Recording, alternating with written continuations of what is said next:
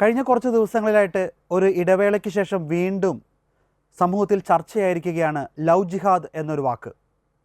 Love ജിഹാദോ Romeo ജിഹാദോ അതോ പ്രണയക്കണിയോ എന്ത് പേരിട്ട് വേണമെങ്കിലും നമുക്ക് വിളിക്കാം. പക്ഷേ ഇത്തരത്തിലൊരു പ്രവൃത്തി ഈ സമൂഹത്തിൽ നിലവിലുണ്ടോ? അതോ തെളിവ് ചോദിക്കുന്നവരോട്, ലവ് ജിഹാദ് എന്ന പേരിൽ രജിസ്റ്റർ ചെയ്ത കേസുകൾക്ക് തെളിവ് ചോദിക്കുന്നവരോട് നമുക്ക് എന്താണ് പറയാൻ സാധിക്കുക?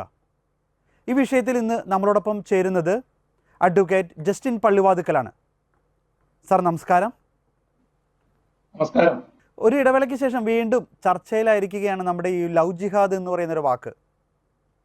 ഒരു മതത്തിൽ നിന്ന്, പ്രത്യേകിച്ച് ക്രിസ്ത്യൻ വിഭാഗത്തിലുള്ള അല്ലെങ്കിൽ മറ്റൊരു മതത്തിലുള്ള ഒരു പെൺകുട്ടികളെ ചില പ്രത്യേക ലക്ഷ്യങ്ങൾ മുന്നിൽ വെച്ചുകൊണ്ട് പ്രണയിച്ച് അവരെ കെണിയിൽപ്പെടുത്തുക എന്ന ഒരു ലവ് ജിഹാദ്. പലപ്പോഴും തെളിവുകൾ ചോദിക്കുന്നു. കഴിഞ്ഞ ദിവസം സാറിൻ്റെ തന്നെ ഒരു വീഡിയോ കാണുകയുണ്ടായി. 916ഓളം പേരുകളുടെ ലിസ്റ്റ്, അതായത് സാറുമായി നേരിട്ട് അനുഭവമുള്ളവ, ലവ് ജിഹാദോ മറ്റെന്തു പേരുമായിക്കോട്ടെ, ഇങ്ങനെ ഒരു തരത്തിൽ ബന്ധപ്പെട്ടവരുടെ പേര് സാറ് പേരല്ല ആ വിഷയം പുറത്തുവിടുകയുണ്ടായി. എന്താണ് അതിനെക്കുറിച്ചൊന്ന് പറയാനുള്ളത്? ഡിജോ, അത് കഴിഞ്ഞ ദിവസം ന്യൂസ് 18 ചാനലിന്റെ പ്രൈം ടൈം ഡിബേറ്റുമായിട്ട് ബന്ധപ്പെട്ട ഒരു വിഷയത്തിൽ അന്നേ ദിവസം ഈ ന്യൂസ് 18 ചാനലിലെ റിപ്പോർട്ടർ ആയിരിക്കുന്ന അപർണ ഫാദർ പോൾ തേളക്കാട്ടുമായിട്ട് ഒരു അഭിമുഖം നടത്തിയിട്ടുണ്ടായി. ആ അഭിമുഖത്തിൽ അദ്ദേഹം ഇങ്ങനെയൊരു ഇല്ല എന്നും ലൗകികത ഇല്ല എന്നും അതൊക്കെ കത്തോലിക്ക സഭയുടെ ആരോപണങ്ങളാണെന്നും സിനഡ് അത് വ്യാജമായി പറഞ്ഞതാണെന്നും ഒക്കെ പറഞ്ഞുകൊണ്ട് അദ്ദേഹം സംസാരിക്കുന്നുണ്ട്. അതിന്റെ വെളിച്ചത്തിൽ നടത്തിയ ഒരു ഡിബേറ്റ് ആയിരുന്നു ആ ഡിബേറ്റ്. എന്നെ പൊതുവെ ചാനൽ ചർച്ചക്കാരും വിളിക്കാറില്ല. ആദ്യമായിട്ടാണ് ഞാൻ 80-20 കേസിന് ശേഷം ആദ്യമായിട്ടാണ് ചാനലിനെ വിളിക്കുന്നത്. അവിടെ അവരെന്നോട് ആദ്യമേ തന്നെ ആവശ്യപ്പെട്ടതൊക്കെ ഉണ്ടോ, ഇതിന് വല്ല തെളിവുണ്ടോ എന്നാണ്. അപ്പൊ എന്നെ സംബന്ധിച്ചപ്പോൾ എനിക്ക് മറ്റാരുടെയും തെളിവ് പറയാൻ പറ്റില്ല. ഞാൻ ഈ ഒരു മേഖലയിൽ പ്രവർത്തിക്കുന്ന വ്യക്തി എന്ന നിലയ്ക്ക് ഞാൻ ഡീൽ ചെയ്ത കേസുകളെ സംബന്ധിച്ചുള്ള തെളിവുകൾ മാത്രമേ എനിക്ക് കൊടുക്കാൻ പറ്റുള്ളൂ. അവിടെയും എന്നെ സംബന്ധിച്ചുള്ള പരിമിതി. ഒരിക്കലും നമുക്ക് വിക്ടിമിനെയോ ഈവൻ ഈ അക്യൂസിന്റെ പേര് പോലുമോ നമുക്ക് പുറത്തുവിടാൻ പറ്റില്ല. കാരണം അക്യൂസിന്റെ പേര് വിട്ടാൽ ഒരു വിക്ടിം ഇല്ലാതെ ഒരു അക്യൂസർ ഉണ്ടാവില്ല. അപ്പൊ അന്ന് അന്വേഷണം വീണ്ടും വരുമ്പോൾ ഈ വിക്ടിമിലേക്ക് തന്നെ വരും. അപ്പൊ ഇവര് ഓൾറെഡി രക്ഷപ്പെട്ടവരായിരിക്കാം. ചിലപ്പോൾ വിവാഹ ജീവിതത്തിലേക്ക് കയറി നല്ല തൊഴിൽ മേഖലകളിലേക്ക് കയറി ജീവിതം വീണ്ടും അവര് പുനഃസൃഷ്ടിച്ച് തുടങ്ങുന്ന സമയത്ത് ഇതുപോലെ ഇടപെടലുകൾ വരുമ്പോൾ അവരുടെ ജീവിതം വീണ്ടും തകരും. അപ്പൊ അതുണ്ടാകാതിരിക്കാനാണ് ഈ പേരുകൾ പുറത്തുവിടാത്തത്. അപ്പൊ അതുകൊണ്ടാണ് ഞാൻ അന്ന് കൃത്യമായിട്ട് പറഞ്ഞത് 927 കേസുകൾ നമുക്ക് രക്ഷിക്കാൻ പറ്റി. 36 കേസുകൾ നമ്മുടെ കയ്യിൽ നിന്ന് പോയിട്ടുണ്ട്. അവരിപ്പോ എവിടെയാണെന്നൊന്നും എനിക്കറിയത്തില്ല. 1-2 പേരെ എനിക്കറിയാം. ബാക്കിയുള്ളവരെല്ലാം ഈ നാട്ടിലുണ്ടാകുമെന്ന് ഞാൻ വിശ്വസിക്കുന്നു. ഇതാണ് അന്നേ ദിവസത്തെ ആ പരാമർശത്തിന്റെ അടിസ്ഥാനപരമായ ഒരു കാരണം. ഈ 927 എന്ന് പറയാൻ ഞാൻ നിർബന്ധിതനായി. കാരണം ഞാൻ നമ്പർ പോലും പൊതുവെ പറയാറില്ലായിരുന്നു. പക്ഷെ ഇവിടെ ഞാൻ പറഞ്ഞു അത് തെളിവുണ്ട് എന്നും ഇത് സംഭവിക്കുന്നുണ്ട് എന്നും അതിനെ നിങ്ങൾക്ക് ജിഹാദെന്നോ ലവ് ജിഹാദെന്നോ പ്രണയക്കെണിയെന്നോ ഇനി പ്രണയിച്ച് മതം മാറ്റുന്നതിന് വേണ്ടിയുള്ള നടപടിയെന്നോ എന്ത് വേണേലും വിളിക്കാം. അതൊക്കെ പൊതുസമൂഹത്തിന്റെ കാര്യങ്ങളാണ്. അതിലേക്ക് ഞാൻ ഇടപെടുന്നില്ല. പക്ഷേ ഈ പറയുന്ന ഇസ്ലാം സമൂഹത്തിൽപ്പെട്ട യുവാക്കന്മാരുടെ കെണികളിൽപ്പെട്ട് മതമാറ്റ നടപടികളിലേക്ക് നീങ്ങാൻ നിർബന്ധിതമാകുന്ന കുട്ടികളെ രക്ഷിക്കാനുള്ള ഭാഗ്യം എനിക്ക് ഉണ്ടായിട്ടുണ്ട്.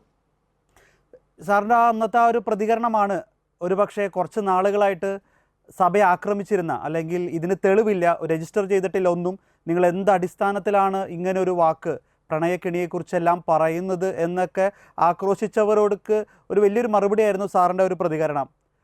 ഞാൻ ചോദിക്കാനുള്ളത്, ഈ 926 അല്ലെങ്കിൽ 36 പേര് അതിൽ നിന്ന് നഷ്ടപ്പെട്ടു എന്ന് പറയുന്നു. ഇവരെങ്ങനെയാണ് സാറിൻ്റെ അടുത്തേക്ക് എത്തിയത്? എത്താൻ പല വഴികളാണ് ഡിജോ. ചിലര് നേരിട്ട് വിളിക്കും, പാരന്റ്സ് വിളിക്കും, സ്കൂളുകളിലൂടെ, അധികാരികളിലൂടെ, പള്ളികളിലൂടെ, അതോടൊപ്പം തന്നെ സമുദായ സ്നേഹികളിലൂടെ. ചിലര് പോയി ഗതികെട്ട് എല്ലാം തകർന്ന് തരിപ്പണമായി കഴിഞ്ഞ് രക്ഷപ്പെടാൻ വേറെ വഴികളൊന്നുമില്ലാതെ അന്വേഷിച്ച് നടക്കുമ്പോൾ സോഷ്യൽ മീഡിയയിലൂടെ നിന്ന് കിട്ടുന്ന നമ്പറുകളിലൂടെയൊക്കെയാണ് നമ്മളെ കോൺടാക്ട് ചെയ്യുന്നത്. അതിന് പൊതുസമൂഹത്തിന്റെ ഒത്തിരിയേറെ ഉത്തരവാദിത്തമുണ്ട്. അവർ പലരും അങ്ങനെയാണ് നമ്മൾ ഇടപെടുക. ഈ കുഞ്ഞുങ്ങൾക്കൊന്നും പൊതുവെ താല്പര്യം ഉണ്ടാകില്ല. അവരും തകർന്ന് തരിപ്പണമായി പോയവർ മാത്രമേ ഉള്ളൂ നമ്മളെ ഇങ്ങോട്ട് വിളിക്കുക. അല്ലാത്ത കേസുകൾ നമ്മൾ വീട്ടുകാരിലൂടെയും മറ്റുമോ അറിഞ്ഞ് നമ്മൾ അങ്ങോട്ട് ചെല്ലുകയാണ് ചെയ്യുന്നത്.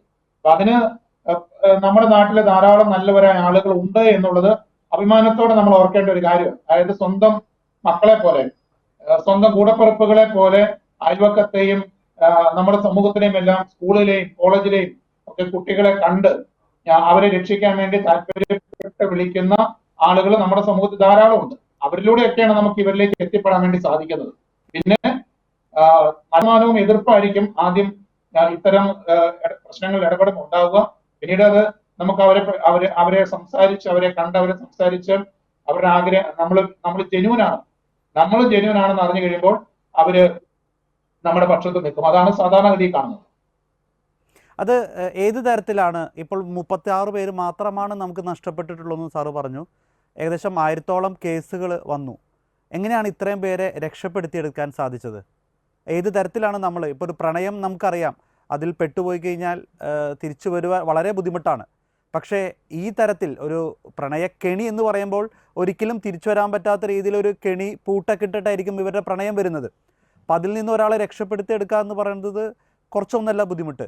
അപ്പം എങ്ങനെയാണ് ഇത്രയും നമ്പർ രക്ഷപ്പെടുത്താനായിട്ട് സാധിച്ചത്? അത് തീർച്ചയായിട്ടും ഞാൻ ആദ്യം തന്നെ പറയട്ടെ, അത് തീർച്ചയായിട്ടും ഒരു ഡിവൈൻ ഗ്രേസ് ആണ്. അത് ദൈവകൃപയാണ്, അല്ല നമ്മുടെ ഒന്നും മഹത്വമല്ല.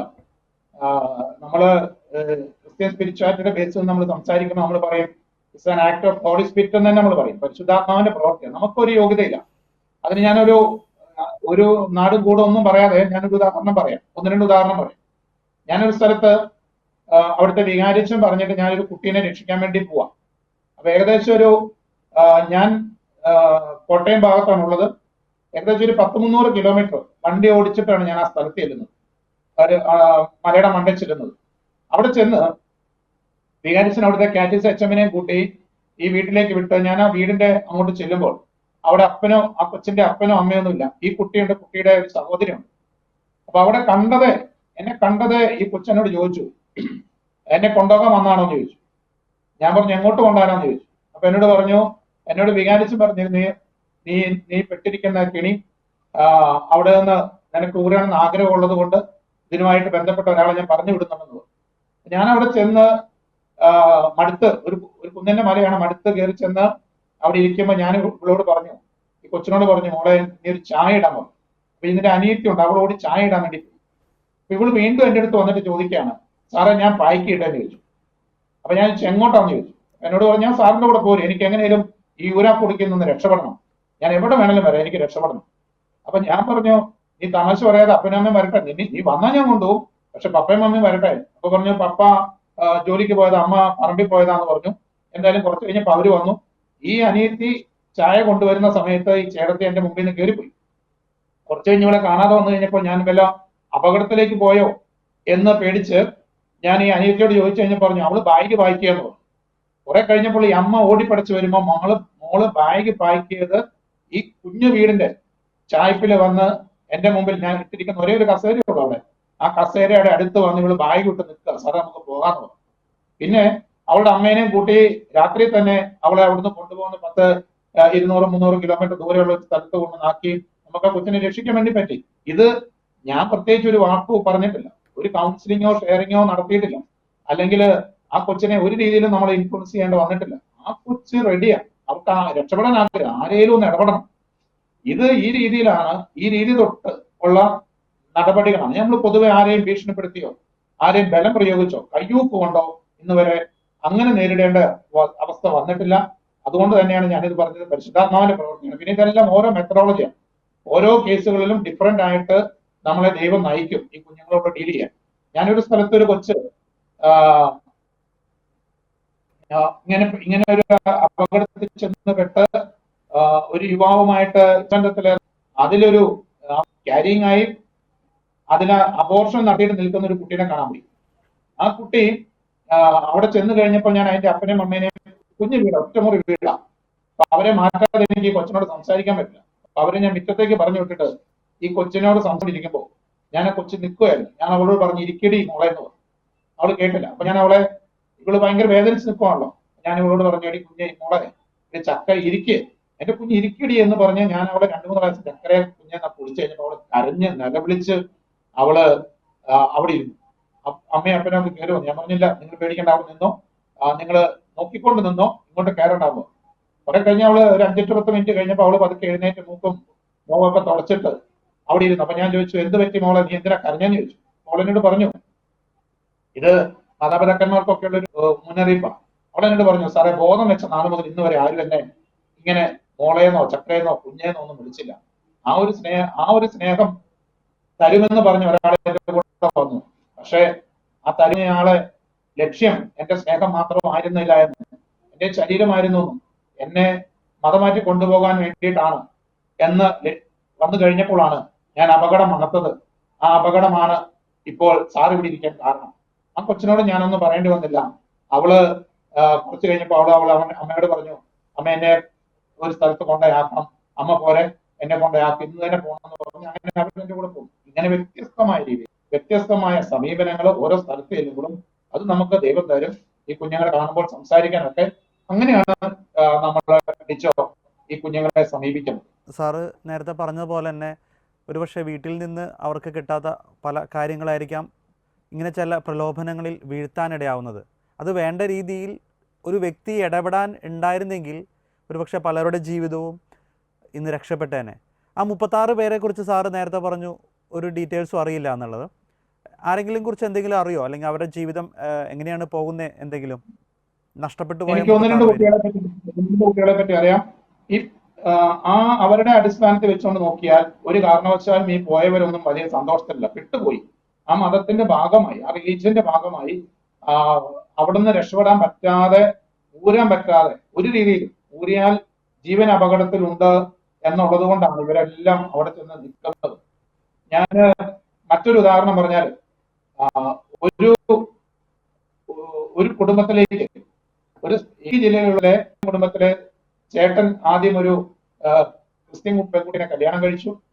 അതും ഇതുപോലെ തന്നെ പ്രണയമൊക്കെ നടിച്ചു കൊണ്ടുപോയി. പക്ഷെ മതം മാറ്റി അവൾ അവിടെ ചെന്നു. അനിയൻ വേറൊരു കുട്ടീനെ അടിച്ചുകൊണ്ട് ചെല്ലുകയാണ്. അപ്പൊ അവളോട് പറഞ്ഞേക്കുന്ന മതം മാറണ്ട, നീ ഇങ്ങനെ നിന്ന് പറഞ്ഞു. പക്ഷെ അവിടെ ചെന്ന് കഴിഞ്ഞപ്പോൾ വീട്ടിൽ കയറിയപ്പോ തന്നെ വീട്ടുകാർ പറഞ്ഞു, ഇല്ലെങ്കിൽ ഞങ്ങളെ മകല് പുറത്താക്കുക, അതുകൊണ്ട് നീ മതം മാറിയിട്ട് വരാൻ പറഞ്ഞു. എന്തായാലും അപ്പം ഈ ചെക്കൻ പറഞ്ഞു, ഞാൻ 2 ദിവസം നിൽക്കട്ടെ, ഞാൻ അതിനുശേഷം ഇവിടെ പഠിപ്പിക്കാം, അതിനുശേഷം ക്രമീകരിക്കാം, വേറെ അങ്ങോട്ട് പോകാൻ പറ്റില്ല എന്ന് പറഞ്ഞു. അപ്പം മകന് പോലും അറിയാതെ അവിടെ നിർത്തിയേക്കാന്നാണ് പറയുന്നത്.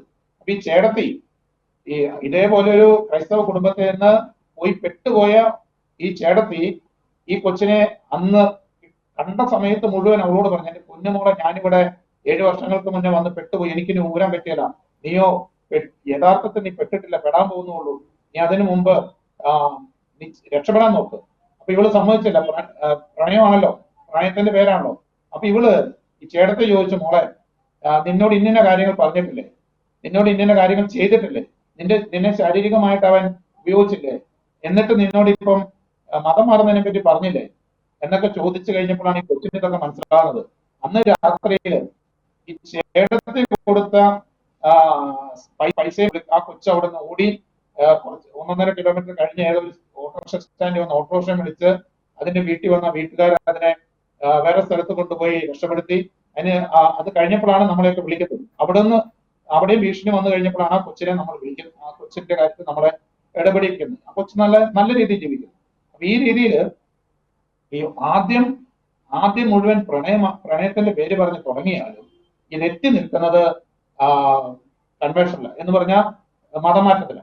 അതിന് വേറൊരു ഉദാഹരണം എന്ന് പറഞ്ഞാൽ, ശരിക്കും പ്രണയിച്ച് കല്യാണം കഴിച്ച് എല്ലാം കഴിച്ച് രജിസ്റ്റർ ചെയ്ത് ഈ ഒരു കൊച്ചിനെ വീട്ടിൽ കൊണ്ടുപോയി. ആ വീട്ടിൽ കൊണ്ടുവന്ന് അന്ന് മുതൽ വീട്ടുകാർ കിടത്തുകയാണ്, കാരണം പേടിയാണ്. അവര് പറയുന്നത് മകന് ഞങ്ങളെ പുറത്താക്കും. അങ്ങനെ ടാപ്പർ കുട്ടികളെ കല്യാണം കഴിച്ച് കൊണ്ടുവരാൻ പറ്റില്ല, മകന് ഞങ്ങൾ, അതിന് നീ രജിസ്റ്റർ ചെയ്യണം, നീ മതം മാറണം, നിസ്കരിക്കാൻ പഠിക്കണം. അവസാനം ഈ കൊച്ചായില്ല. ആ കൊച്ചു തയ്യാറാകാതെ വന്നു കഴിഞ്ഞപ്പോൾ അവന് ഇവിടെ ഉപേക്ഷിക്കാനൊന്നും ഒന്നുമല്ല. അവസാനം അവൻ എന്ത് ചെയ്തു, ഇത് തന്നെ ഇട്ടിട്ട് പോകാൻ വേണ്ടി അവൻ വേറൊരു കുട്ടിയായിട്ട് ശാരീരിക ബന്ധത്തിൽ അടക്കം ഏർപ്പെടുന്ന ചിത്രങ്ങൾ ഈ പെങ്കൊച്ചൻ അയച്ചു കൊടുത്ത്, അങ്ങനെയാണ് അപ്പോഴാണ് ഇവള് അതിന്റെ അപകടങ്ങളും ചതിക്കുഴികളും മനസ്സിലാക്കി ഇവള് അവിടെ നിന്ന് നമ്മളെ രക്ഷയ്ക്ക് വേണ്ടി വിളിക്കുന്നതും നമ്മൾ ഇടപെടുന്നതും. ഇങ്ങനെ 100 കണക്കിന് അനുഭവങ്ങൾ, ഉദാഹരണങ്ങൾ ഇവിടെ എല്ലാം നമ്മൾ കാണുന്നുണ്ട്. ഈ 2 രീതിയിൽ നമ്മൾ കാണണം. എല്ലാ പ്രണയങ്ങളെയും നമ്മൾ ചതി എന്ന് പറയാൻ പറ്റില്ല, പക്ഷെ ചതി ഭീകരമാണ്. നമുക്കറിയാം യഥാർത്ഥ പ്രണയം ദൈവദത്തമാണെന്നൊക്കെ നമ്മൾ പറയും, ദൈവികമാണ്. ആ പ്രണയത്തിനൊന്നും നമുക്ക് എതിരെ നിൽക്കാനും പറ്റില്ല. പക്ഷെ തന്റെ ജീവിതത്തിൽ ജീവിത പങ്കാളി ഭാര്യയായിട്ട് തന്റെ കൂടെ വന്ന് ജീവിതാവസാനം വരെ ജീവിക്കണമെന്ന് കൂടെ കൂട്ടാൻ ആഗ്രഹിക്കുന്ന ഒരു പെണ്ണിനെയാണല്ലോ പ്രേമിക്കുന്നത്, ഒരു പെൺകൊച്ചിനെ. അല്ലെങ്കിൽ ഒരു യുവാവിനെയാണ് പ്രേമിക്കുന്നത്.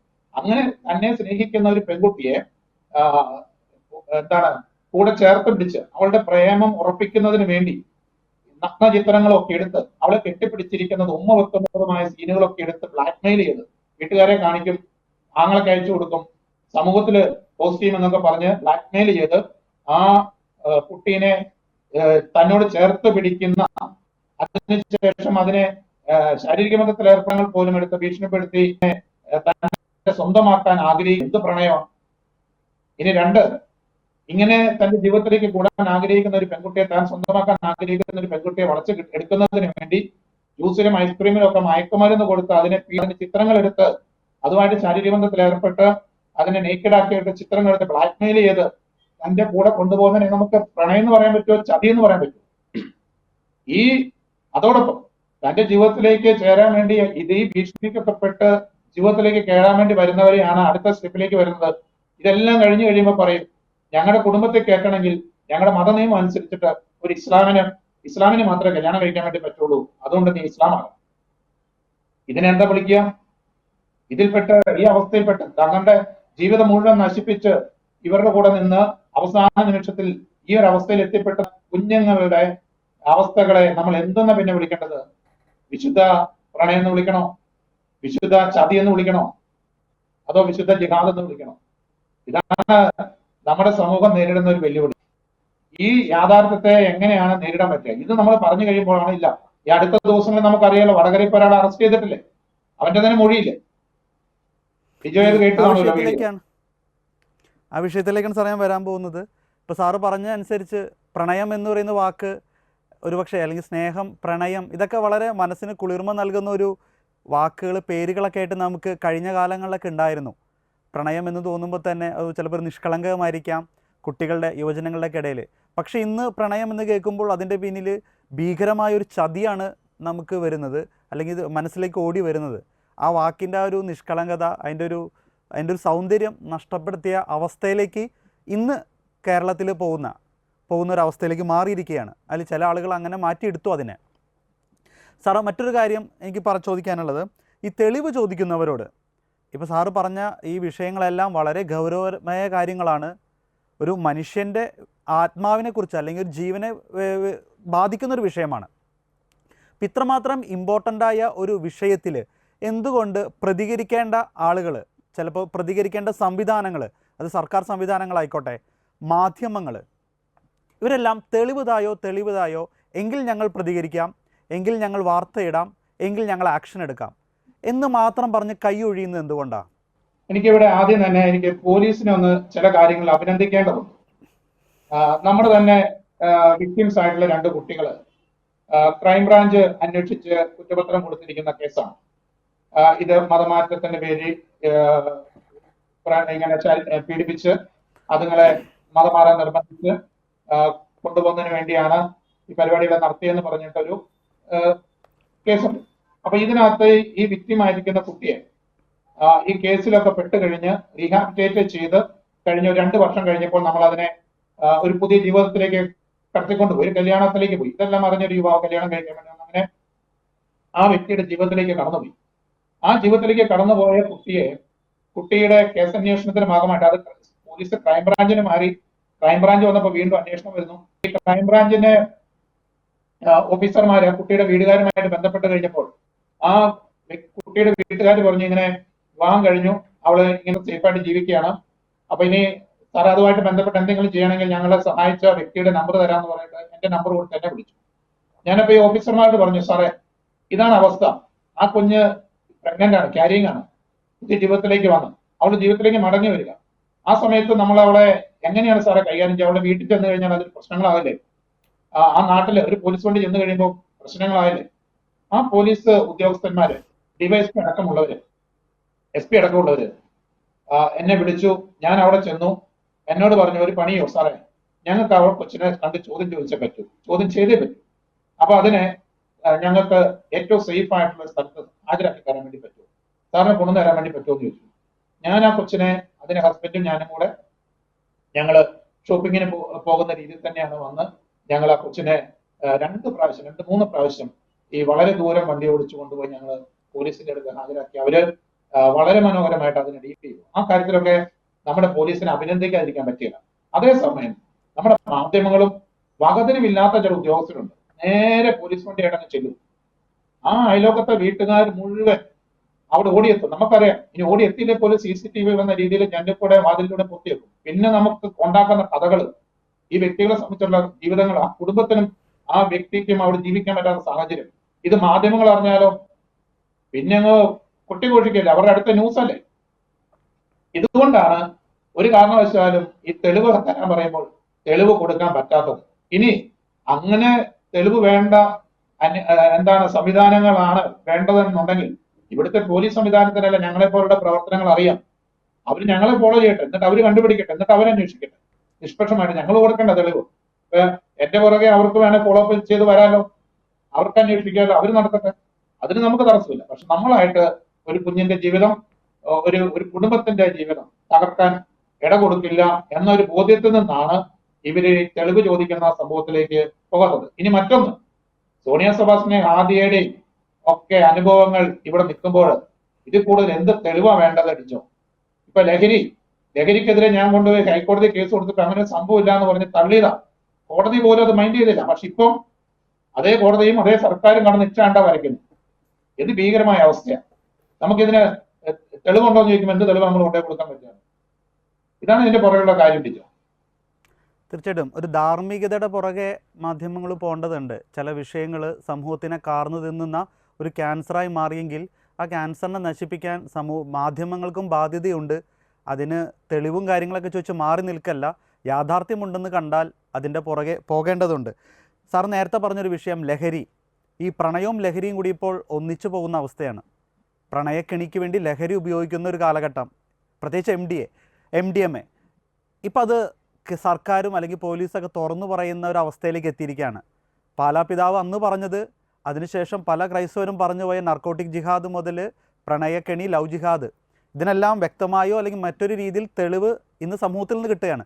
ഇന്നലെ നടന്നൊരു സംഭവം, അതായത് മലപ്പുറം ജില്ലയിൽ വേങ്ങരയിൽ അബ്ദുൽ ഗഫൂർ, അദ്ദേഹം ഒരു പെൺകുട്ടിയെ 14 വയസ്സ് മുതൽ പ്രണയിച്ച് മയക്കുമരുന്ന് നൽകി, MDMA ഭക്ഷണത്തിൽ നൽകി പീഡിപ്പിച്ചു പോന്നു.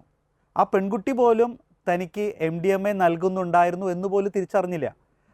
ആ പെൺകുട്ടിയെ ഇപ്പോൾ പ്രായപൂർത്തിയായ ശേഷമാണ് ആ പെൺകുട്ടി തിരിച്ചറിയുന്നത് തനിക്ക് ലഹരി ഇത്ര വർഷമായി നൽകിയിരുന്നുവെന്ന്. അത് ഇൻസ്റ്റഗ്രാമിൽ പരിചയപ്പെട്ട ഒരു പെൺകുട്ടിയും കൂടിയാണ്. ആ പെൺകുട്ടിയെ പ്രണയിച്ചാണ് മന്തിയിലും ജ്യൂസിലൊക്കെ MDMA കലർത്തി നൽകിയത്. അയാളെ ഇന്നലെ അറസ്റ്റ് ചെയ്തിരുന്നു. പോലീസിൻ്റെ ഒരു പ്രതികരണമുണ്ട്, അതൊന്നും നമുക്കൊന്നും ഇപ്പോൾ കേൾക്കാം. ആ ഫുഡിൽ കുട്ടി അറിയാതെ MDMA പോലെയുള്ള സിന്തറ്റിക് ഡ്രഗ്സ് കലർത്തിക്കുന്നത്. അങ്ങനെ കുട്ടിയുടെ ഒരു പ്രത്യേക ഒരു അടുപ്പം സ്ഥാപിച്ച ശേഷം പിന്നീട് ഇത്തരം ഫുഡുകൾ ഇടയ്ക്കിടയ്ക്ക് അഡ്മിനിസ്ട്രേഷൻ ചെയ്തു കൊടുത്ത് അങ്ങനെ കുട്ടിയെ മറ്റ് ലൈംഗികരം ഉപയോഗിക്കുക, അങ്ങനെ കുട്ടിയെ പ്രണയത്തിന്റെ അടിമയാക്കി മാറ്റുക. വളരെ വ്യക്തമായി അദ്ദേഹം പറയുന്നു, ആ കുട്ടിയെ പ്രണയത്തിൻ്റെ അടിമയാക്കി മാറ്റുക എന്നുള്ളത്. കഴിഞ്ഞ ദിവസം നമുക്കൊരു റിപ്പോർട്ട് മറ്റൊരു വന്നിരുന്നു, MDMA നൽകുന്നത് പെൺകുട്ടികളിൽ ഈ റൊമാൻറ്റിക് മൂഡ് ഉയർത്തുന്നു എന്നുള്ളത്. അപ്പോൾ പലപ്പോഴും നമ്മുടെ കുട്ടികൾ പോലും അറിയാതെ ഈ ലഹരി കെണി നൽകുന്നുണ്ട് പെൺകുട്ടികൾക്ക്. പലപ്പോഴും അവരെ ദുരുപയോഗം ചെയ്യുന്നുണ്ട്. അത് സത്യം പറഞ്ഞാൽ കുട്ടികൾ തിരിച്ചറിയുന്ന പോലും ഉണ്ടാവില്ല. തിരിച്ചറിയാതിരിക്കുന്ന പെൺകുട്ടികൾ ഇപ്പോഴും ഉണ്ടാകാം, അല്ലേ? തീർച്ചയായിട്ടും. അതെന്താന്ന് ചോദിച്ചാലേ, ഈ പ്രണയം ഇന്നത്തെ കാലത്ത് നമ്മുടെ സോഷ്യൽ മീഡിയയുടെ സ്വാധീനം, ന്യൂജൻ സിനിമകളുടെ സ്വാധീനം, നമ്മുടെ സംസ്കാരത്തിന്റെ മാറ്റം, ഇതെല്ലാം നമ്മുടെ സമൂഹത്തെ മൊത്തത്തിൽ, ആൺ പെൺ സമൂഹത്തെ മൊത്തത്തിൽ മാറ്റി. ഇന്ന് പണ്ടത്തെ കാലത്ത് പറഞ്ഞ ഹൃദയം കൊണ്ടുള്ള പ്രണയമല്ല, ഇന്നത് ശരീരം കൊണ്ടുള്ള കാമമാണ്. അതിനെ നമുക്ക് ഒരിക്കലും പ്രണയം വിളിക്കാൻ പറ്റില്ല, ഇന്ന് കാമമാണ്. ഈ കാമാവേശത്താൽ അതിന്റെ തീവ്രതയിലേക്ക് ഈ കുഞ്ഞുങ്ങളെ, ഈ പെൺകുട്ടികളെ കൊണ്ടുവരുന്നതിന് വേണ്ടി ഡ്രഗ്സ് ഉപയോഗിക്കുന്നുണ്ട് എന്നുള്ളത് 100% വസ്തുതയാണ്. ഇനി ഇപ്പൊ കേരളത്തിന്റെ ഉള്ളിൽ തന്നെ എത്രയോ ജ്യൂസ് പാർലറുകളിലും ഐസ്ക്രീം പാർലറുകളിലും ജനത്തിരക്കുള്ള, പ്രത്യേകിച്ചും യൂത്തിന്റെയും കുട്ടികളുടെയും തള്ളിക്കയറ്റമുള്ള സ്ഥലങ്ങളിൽ പോലീസ് റെയ്ഡ് നടത്തി, എക്സൈസ് റെയ്ഡ് നടത്തി കണ്ടെത്തി കഴിഞ്ഞു. അതിനകത്ത് കഞ്ചാവ് തൈലമുണ്ട്, അതിനകത്ത് ഡ്രഗ്സ് ഉപയോഗിക്കുന്നുണ്ട്, അതിനകത്ത് മയക്കുമരുന്നിന്റെ സ്വാധീനമുണ്ട് എന്നൊക്കെ പറഞ്ഞ് കൃത്യമായ ഇടപെടലുകൾ പല സ്ഥലത്തുണ്ടെങ്കിലും അത് ഒരു ദിവസം വന്നു അത് പോകുന്നല്ലാതെ ഇതിന്റെ സോഴ്സുകളെ പറ്റിയിട്ടോ ഇതിന്റെ ഉറവിടങ്ങളെ പറ്റിയിട്ടോ അന്വേഷിച്ചു പോകുന്നില്ല. ഞാന് ഒരു കുഞ്ഞിനെ രക്ഷിക്കാൻ വേണ്ടി ഇറങ്ങി പുറപ്പെട്ട് നടന്നു കഴിഞ്ഞപ്പോൾ ബാംഗ്ലൂർ ഒരു കുട്ടിയാ, ആ കുട്ടിയെ കൊണ്ട് ഒരു പയ്യൻ ഈ പറയുന്ന പോലെ തന്നെ ഉള്ളൊരു പയ്യൻ പ്രണയം നടിച്ച് അവളെ കൊണ്ടുപോയേക്കുന്ന, അവളെ കൂട്ടിയിട്ട് നാട്ടിലേക്ക് കൊണ്ടുവരും. എല്ലാ ആഴ്ചയിലും തന്നെ നാട്ടിലേക്ക് യാത്രയാണ്, അതും പ്രൈവറ്റ് കാറുകളിൽ. അപ്പൊ ഈ പ്രണയത്തിന്റെ തീവ്രതയിൽ ഈ യുവാവിന്റെ കൂടെ പോരുന്ന പെൺകുട്ടിയുടെ ബാഗിനകത്ത് ഇവന്റെ ഡ്രസ്സ് എന്ന പേര് പറഞ്ഞ് കൊടുത്ത ഒന്ന് രണ്ട് സാധനങ്ങൾക്കകത്ത് 500 gram 600 gram 700 gram 800 gram MDMA ഒക്കെ ഇരിക്കുന്നത്. ഈ നാട്ടിൽ വന്നു കഴിഞ്ഞിട്ട് അവൻ അത് മേടിക്കുന്നു, അവൾ അറിയുന്ന പോലുമില്ല. ഒരു ദിവസം അതേപോലെ ഒരു യാത്രയിൽ ഒരു സ്ഥലത്ത് വെച്ച് പോലീസ് പിടിച്ചു കഴിഞ്ഞപ്പോഴാണ്, ബാഗ് പരിച്ചു വെച്ച് കഴിഞ്ഞപ്പോഴാണ്, സ്ഥിരം ഈ വണ്ടി വരുന്നു, എല്ലാ ആഴ്ചയിലും വരുന്നു, അന്യസംസ്ഥാന വണ്ടി കേരളത്തിലേക്ക് വരുന്നു. അങ്ങനെ കണ്ട് പോലീസ് പിടിച്ചു കഴിഞ്ഞപ്പോഴാണ് ഈ കൊച്ചിന്റെ കയ്യിലിരിക്കുന്ന ബാഗിനകത്ത് ഈ സാധനം വരുന്നത്. ഈ കൊച്ചിന് പൂർണ്ണമായിട്ടും ആ കാര്യത്തിൽ നിരവധി അവൾക്ക് അറിയത്തില്ല, അവള് ഇവൻ ഉപയോഗിക്കുന്നുണ്ടോന്ന് പോലും അറിയത്തില്ല. ആ പിടിക്കപ്പെട്ട് കഴിഞ്ഞപ്പോഴാണ് ഇവൾ അറിയുന്നത് ഇവൾ ഇതിന്റെ ക്യാരിയർ ആയിരുന്നു. മറ്റൊരു കേസില് ഈ ഡ്രഗ് കൊടുത്ത്, ഇപ്പം ഡിജോ പറഞ്ഞ പോലെ തന്നെ ഡ്രഗ് കൊടുത്ത് മയക്കി ഈ കൊച്ചിനെ ഇവരുടെ കസ്റ്റഡിയിലാക്കി ഇവളെ വണ്ടിയെ കയറ്റിയിട്ട് നൈറ്റിൽ ബൈക്ക് ഓടിച്ചു പോയി സപ്ലൈ ചെയ്യുന്നവർ എറണാകുളത്തുണ്ട്, കൊച്ചി സിറ്റിയുടെ ഉള്ളിലുണ്ട് സപ്ലൈ ചെയ്യുന്ന ഒരു വലിയ വിങ്. അതിനുശേഷം ഈ കൊച്ച് അവരെ വിടാതെ വന്നു കഴിഞ്ഞപ്പോൾ അവളൊരു മാനസിക നില തെറ്റി, ഇതെല്ലാം കൂടി ഉപയോഗിച്ച് ഇങ്ങനെ പോയി അവസാനം ഇവൾ അവനോട് പറയുന്നത് കല്യാണം കഴിക്കണം എന്ന് പറഞ്ഞു കഴിഞ്ഞപ്പോൾ അവൻ പറയണത് പറ്റില്ല, അത് പറ്റണമെങ്കിൽ നീ ശ്രമമാവും. ഇവിടെ പ്രശ്നം. ഇതെല്ലാം കഴിഞ്ഞ് ഈ കുഞ്ഞ് തകർന്ന് തരിപ്പണമായിട്ട് ഇരിക്കുമ്പോൾ അവക്കിനി വീട്ടിലും പോകാൻ പറ്റില്ല, രക്ഷപ്പെടാൻ പറ്റില്ല എന്ന് പറഞ്ഞിരിക്കുമ്പോഴാണ് അവിടെ മതത്തെ പറ്റി പറയുന്നത്. ഇതിനെയാണ് ഈ ചതി എന്ന് പറയുന്നത്, ഇതിനെ കെണി എന്ന് പറയുന്നത്. ഇത് വളരെ മനോഹരമായിട്ട് ഉപയോഗിക്കുന്നുണ്ട്. ഈ അടുത്ത കാലത്ത് കേരളത്തിൽ ഈ ഡ്രഗുമായിട്ട് പിടിക്കപ്പെട്ട 11% ആൺകുട്ടികളും പെൺകുട്ടികളാണ്. ഇതില് ആൺകുട്ടികളെല്ലാം തന്നെ ഒരു മതവിഭാഗത്തിൽപ്പെട്ടവരാണ്, പെൺകുട്ടികൾ 2 മതവിഭാഗങ്ങളിൽ പെടുന്നവരും. ഒരു ഇസ്ലാം സമൂഹത്തിലെ ഒരു പെൺകുട്ടിയെ പോലും ഇതുമായിട്ട് ബന്ധപ്പെട്ട് പിടിച്ചതായിട്ട് നിങ്ങൾക്ക് അറിയത്തില്ല. എന്നാൽ കൊച്ചി ഭാഗത്തൊക്കെ കാസർഗോഡ് നിന്ന് വന്ന് വളരെ മനോഹരമായിട്ട് ട്രേഡ് ചെയ്യുന്നവരും ഈ രീതിയിൽ കൊണ്ടുപോയി പെൺകുട്ടികളെ മയക്കി ഇത്തരത്തിലുള്ള ആളുകളിലേക്ക് എത്തിക്കുന്നതുമായ വലിയ റാക്കറ്റുകൾ അടക്കം കൊച്ചി ഭാഗത്തൊക്കെ ഉണ്ട്. അതിലേക്കൊന്നും പോലീസിന്റെ അന്വേഷണങ്ങൾ പോകുന്നില്ല. ഒരിക്കലും സ്ത്രീകളെ കേന്ദ്രീകരിച്ച് MDMA അന്വേഷണം നടക്കുന്നില്ല. നമുക്കറിയാം, നമ്മുടെ സ്കൂളുകളിൽ നിന്ന് കോളേജുകളിൽ നിന്നൊക്കെ പോകുന്ന ട്രിപ്പ് പോകുമ്പോൾ ഇപ്പൊ കഴിഞ്ഞ ദിവസം പോളിടെക്നിക് ഹോസ്റ്റലിൽ നിന്ന് കഞ്ചാവ് പിടിച്ചെന്ന് പറഞ്ഞ പോലെയാണ്, പോകുന്ന ബസ്സുകളിൽ പോലും ഇത് അവൈലബിൾ ആകുന്ന അവസ്ഥ. ഇവർ ചെന്ന് ഇറങ്ങുന്ന മാർക്കറ്റുകളിൽ, ഇവർ ചെന്ന് താമസിക്കുന്ന ഹോട്ടലുകളിൽ ഈ ഡ്രഗ് അവൈലബിൾ ആകുന്ന അവസ്ഥ. ഇതൊക്കെ അതിഭീകരമാണ്. അതിലൂടെയൊക്കെ ആണ് ഒരു പരിധിവരെ ഈ കുട്ടികളെ ചതിയിൽപ്പെടുത്തുന്നത്. അങ്ങനെ ചതിയിൽപ്പെട്ട് കഴിഞ്ഞാൽ രക്ഷപ്പെടാൻ നിവൃത്തിയില്ലാത്തത് കൊണ്ട് ആ ചതിക്കകത്ത് പെട്ട് നിന്നു പോകുന്നു. അപൂർവം ധൈര്യം വരുന്നവര്, രക്ഷപ്പെടാൻ ആഗ്രഹിക്കുന്നവര്, ഏതെങ്കിലും സമയത്ത് മാതാപിതാക്കന്മാരെ പറ്റി ചിന്തിക്കുന്നവര്, ഏതെങ്കിലും സമയത്ത് ദൈവത്തെ പറ്റി ചിന്തിക്കുന്നവരൊക്കെയാണ് രക്ഷപ്പെടാൻ ആഗ്രഹിച്ച് നമ്മളെ വിളിക്കുന്നത്. അല്ലാതെ ഇതിനകത്ത് പോയി പെട്ടുകിടക്കുന്ന അനേകം കുട്ടികൾ ഉണ്ടാകും എന്ന് തന്നെയാണ് ഞാൻ വിശ്വസിക്കുന്നത്. സാർ, മറ്റൊരു വിഷയം ഇതുമായി ബന്ധപ്പെട്ട് തന്നെ കഴിഞ്ഞ ദിവസം സമൂഹ മാധ്യമങ്ങളിൽ കിട്ടിയ ഒരു പോസ്റ്ററാണ്. ഇതിൻ്റെ യാഥാർത്ഥ്യത്തെക്കുറിച്ച് അല്ലെങ്കിൽ ആധികാരികതയെക്കുറിച്ച് നമുക്ക് കൃത്യമായിട്ട് പറയാൻ സാധിക്കില്ല. എങ്കിലും ഒരു മുസ്ലിം സംഘടനയുടെ എന്ന രീതിയിൽ തന്നെ അറബിയിലുള്ള വാക്കുകളും കൂട്ടത്തിൽ ഇംഗ്ലീഷിലുള്ള വാക്കുകളും എല്ലാം വരുന്ന ഒരു പോസ്റ്ററാണ്. ലവ് ജിഹാദുമായി ബന്ധപ്പെട്ട പോസ്റ്ററാണ്. അതിൽ ഹെഡിങ് ഇങ്ങനെയായിരുന്നു: love is not a crime, jihad is Allah's work എന്നാണ് പറയുന്നത്. അതിനകത്ത് ഈ ലവ് ജിഹാദുമായി ബന്ധപ്പെട്ട് അന്യമതസ്ഥരായ പെൺകുട്ടികളെ പ്രണയിച്ച് വിവാഹം കഴിച്ചാൽ ആ യുവാവിന് കിട്ടുന്ന പ്രതിഫലത്തെക്കുറിച്ചുള്ള കണക്കുകൾ കൊടുത്തു. ആ കണക്കുകൾ കണ്ടപ്പോൾ ഞെട്ടി. ഇപ്പോഴും ഞാൻ പറയുന്ന യാഥാർത്ഥ്യം എത്രത്താന്ന് അറിയില്ല ആ പോസ്റ്റുമായി ബന്ധപ്പെട്ട്, എങ്കിലും സമൂഹ മാധ്യമങ്ങളിൽ അത് കറങ്ങി നടക്കുന്നുണ്ട്. അതിനകത്ത് പറയുന്നത്, ഹിന്ദു ബ്രാഹ്മിൺ പെൺകുട്ടിയാണെങ്കിൽ 5 ലക്ഷം രൂപ കിട്ടും, ഹിന്ദു ക്ഷത്രിയാണെങ്കിൽ 4.5 ലക്ഷം രൂപ, മറ്റ് OBC ഹിന്ദു OBC ആണെങ്കിൽ 2 ലക്ഷം രൂപ, ക്രിസ്ത്യൻ റോമൻ കാത്തലിക് ആണെങ്കിൽ 4 ലക്ഷം, പ്രൊട്ടസ്റ്റൻ്റ് ആണെങ്കിൽ 3 ലക്ഷം, സിഖ് വിഭാഗത്തിൽപ്പെട്ട പെൺകുട്ടിയാണെങ്കിൽ 7 ലക്ഷം. അങ്ങനെ ഓരോ മതവിഭാഗത്തിൽപ്പെട്ട പെൺകുട്ടികൾക്ക് ഓരോ റേറ്റ് ഇട്ടിട്ടാണ് ഇവർ പ്രണയത്തിന് വേണ്ടി കൊടുക്കുന്നു എന്ന രീതിയിൽ ഒരു പോസ്റ്റർ വന്നത്. ഇതിനെക്കുറിച്ചുള്ള യാഥാർത്ഥ്യമോ അല്ലെങ്കിൽ ഇതുമായി ബന്ധപ്പെട്ട് എന്തെങ്കിലും സാറിന് അറിയുമോ? ഇത് വളരെ പഴയ ഒരു റിപ്പോർട്ടാണ്. പണ്ട് സെൻട്രൽ ഇന്റലിജൻസിന്റേതാണെന്ന് പറഞ്ഞ സോഷ്യൽ മീഡിയയിലൂടെ വർഷങ്ങൾക്ക് മുമ്പ്, 4-5-6 വർഷങ്ങൾക്ക് മുമ്പ് തൊട്ട് തന്നെ, അല്ലെങ്കിൽ ഈ ലവ് ജിഹാദ് വിഷയങ്ങളൊക്കെ ഉയർന്നു വരുന്ന കാലം തൊട്ട് തന്നെ പ്രചരിക്കുന്ന ഒരു സംഭവമാണ്. ഇതിനകത്ത് ഒരു കാര്യം മാത്രം, ഇത് ശരിയാണോ അല്ലയോ എന്നുള്ളതൊക്കെ സർക്കാർ സംവിധാനങ്ങളൊക്കെ അന്വേഷിക്കട്ടെ. പക്ഷെ ഒരു കാര്യം അറിയാം, ഇത്തരത്തിൽ ഈ പെൺകുട്ടികളെ പുറകെ നടക്കുന്നതിന് വേണ്ടുന്ന ചെലവുകളൊക്കെ ഈ പിള്ളേർക്ക് കൊടുക്കുന്ന സംവിധാനങ്ങൾ ഉണ്ട് എന്നത് വസ്തുതയാണ്. എന്നോട് ആൺകുട്ടികൾ പറഞ്ഞിട്ടുണ്ട്. എന്ന് പറഞ്ഞാൽ ഈ നമ്മുടെ പെൺകുട്ടികളെ കൊണ്ടുപോകുന്ന ആൺകുട്ടികൾ പറഞ്ഞിട്ടുണ്ട്. എന്നോട് ഒരുത്തം പറഞ്ഞ എങ്ങനെയാണ്, സാറേ എനിക്കുണ്ടാ നഷ്ടം എത്രയാണെന്നറിയോ എന്നാ എന്നോട് ചോദിച്ചു. ഞാൻ നിനക്കെന്ന് നഷ്ടം? അപ്പൊ എന്നോട് പറഞ്ഞു, എനിക്ക് ഒരു കൂട്ടർ തന്നതാണ്, ഞാൻ പേര് പറയുന്നില്ല, എനിക്കൊരു കൂട്ടർ തന്നതാണ്, എനിക്ക് അവരൊക്കെ തിരിച്ചു കൊടുക്കണം, ഈ പൈസ എവിടെ നിന്ന് കിട്ടുമെന്ന് ചോദിച്ചു. അപ്പൊ ഞാൻ പറഞ്ഞു, നീ തെമ്മാടിത്തരം ചെയ്തിട്ടില്ലേ, അതുകൊണ്ട് നീ തന്നെ തിരിച്ചു കൊടുക്കുക, അനുഭവിക്കുക, ഇത് നിനക്കൊരു പാഠമാവട്ടെ, ഇനിയൊരു കുഞ്ഞിനെയും നീ നശിപ്പിക്കരുതെന്ന് പറഞ്ഞു. അപ്പൊ അവൻ എന്നോട് പറഞ്ഞു, ഇല്ല ഇത് വേറെ എണ്ണത്തിനെ കൊണ്ടുപോയി കൊടുക്കാതെ എനിക്ക് ജീവിക്കും, വേറൊരു ആളെ അവിടെ കൊണ്ടുപോയി കൊടുക്കാതെ എനിക്ക് ജീവിക്കാൻ പറ്റില്ല എന്ന് പറഞ്ഞു.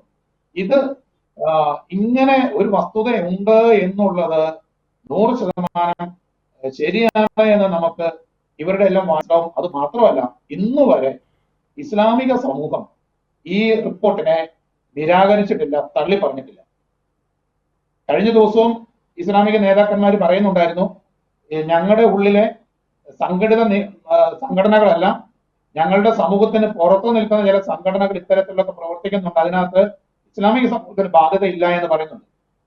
ഞാൻ തീർച്ചയായിട്ടും പറയുന്നു, ഇസ്ലാമിക സമൂഹത്തെ മൊത്തത്തിൽ നമുക്ക് ഈ കാര്യത്തിൽ കുറ്റപ്പെടുത്താൻ പറ്റില്ല എങ്കിലും ഒരിക്കലും നമുക്ക് പറ്റില്ല. അവരിൽ ഒരു വിഭാഗമാണ് ഒരു വിഭാഗമാണ് തീർച്ചയായിട്ടും ഇത്തരത്തിലുള്ള തീവ്ര നിലപാടുകളുമായിട്ട് നീങ്ങുന്നത്. പറ്റില്ലെങ്കിലും ഇസ്ലാമിക സമൂഹം ഇത്തരത്തിൽ നീങ്ങുന്ന തീവ്രവാദ സംഘടനകളെ, പ്രസ്ഥാനങ്ങളെ തള്ളിപ്പറയാത്തോടത്തോളം കാലം കേരളത്തിലെ പൊതുസമൂഹം ഇസ്ലാം എന്ന ഒരു സമൂഹത്തെ തന്നെ, മുസ്ലിം എന്ന സമൂഹത്തെ തന്നെ തള്ളിപ്പറയുന്നതിനെ നമുക്ക് എങ്ങനെ തെറ്റെന്ന് പറയാൻ വേണ്ടി പറ്റും?